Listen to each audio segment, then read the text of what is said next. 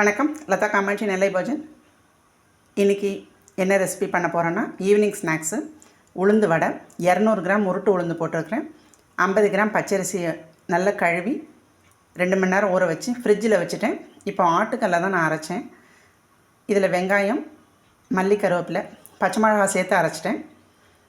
இது எதுக்கு பண்ணுறேன்னா, இப்போ நோன்பு காலத்தில் பக்கத்தில் உள்ளவங்க நோன்பு இருக்கிறாங்க. அவங்களுக்கு என்னால் முடிஞ்ச ஒரு சின்ன இது, அவங்க நோன்பு திறக்கும்போது இதை விரும்பி கேட்டாங்க, அதனால் நான் செஞ்சு கொடுக்குறேன். இது எனக்கு இஷ்டப்பட்டு நான் செஞ்சு கொடுக்குறது.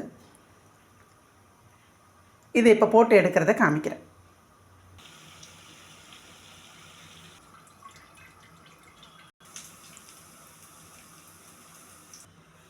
புசு புசு வடை ரெடி. இந்த ரெசிபி பிடிச்சிருந்தாலும், இந்த வீடியோ பிடிச்சிருந்தாலும் லைக் பண்ணுங்கள், ஷேர் பண்ணுங்கள், சப்ஸ்கிரைப் பண்ணுங்கள். நன்றி.